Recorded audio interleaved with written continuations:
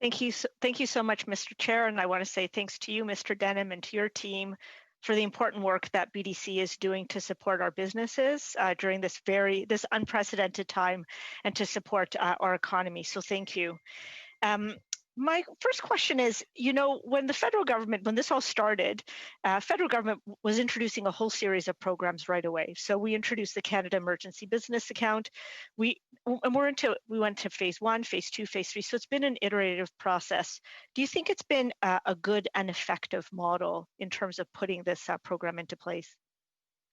The one perspective that I can give you on that is the effect it has had on kind of entrepreneurs' liquidity they need. So I think that it's made, so from our surveys, for example, with entrepreneurs, having access to that $40,000 has been very significant. And one of the reasons why we think that sense of panic has gone to a lower level of concern. One of the reasons why we think there's much less demand now on us for online financing loans, et cetera, is because CEBA has provided a very important source of financing to the hundreds of thousands of clients or companies that have taken advantage of it. So it's been a big source of pressure relief, an important source of liquidity, and we see that through our surveys and the reduction in demand on BDC for loans. Thank you for that. My next question is, we get into the data, and I think you were talking about some of the surveys that you've been putting out, and I think you've given us some numbers as well. Do you have an accounting of who is actually receiving loans, how much they're actually receiving, and is that publicly available data? It is, for the loans we provide, our direct loans, of course, we track everything. We know kind of who the client is, what their credit score is, what industry and where they're located. But that is kind of proprietary, private, confidential information between BDC and the individual company. Okay, perfect, thank you. My next question is regarding entrepreneurs. So you talked a little bit about, moving forward, you're going to continue to be sharing your market insights with government, which I think is going to be very appreciated and much needed. Do you get a sense about how this whole pandemic, and as we move out of it, is going to change the way entrepreneurs are doing business moving forward? So do you start getting some senses, whether it's moving to digital, whether it's pivoting to different parts of their businesses, whether it's focusing? Do you have any sort of insights that you might be able to share at this point? Well, I think there are many, but the most important one you reference is the shift to digital.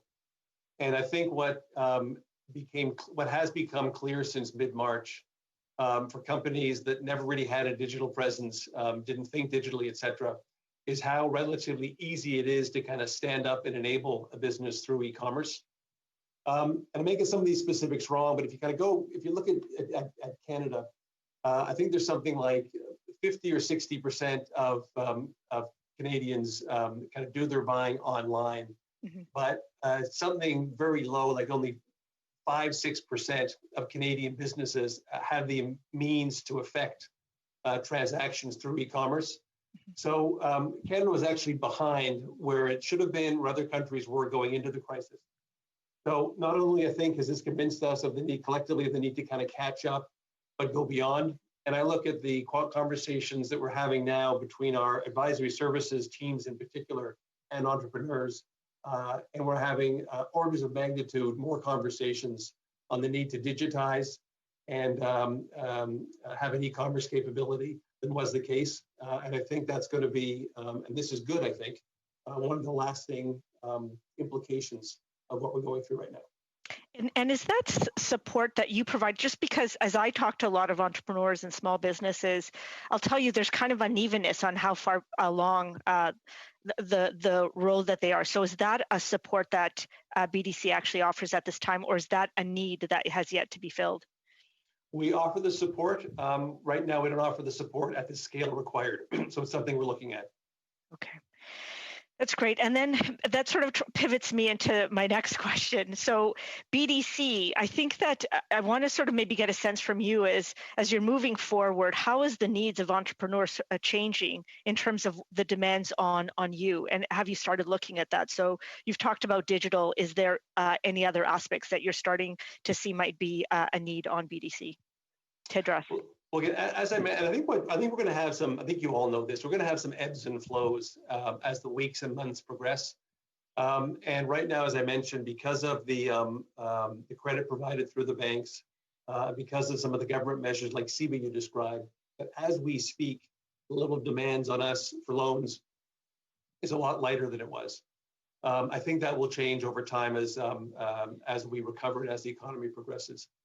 We are beginning to see, and this is pronounced in BDC Capital, where Jerome has responsibility. We are seeing companies begin to look to make acquisitions. Asset values are low. Some companies have weathered the storm quite well. They both have either attractive share price right now or money in the bank. So bit by bit, we're seeing more activity and interest around acquisitions as companies look to kind of consolidate their presence and possibly integrate either horizontally or vertically. That's another theme that's emerging as we look at the demands on us right now, in addition to discussions around e-commerce and digital. We're a little over, Julie. Do you have a quick supplementary? No, I think I'm good. Thank you, Mr. Chair. Then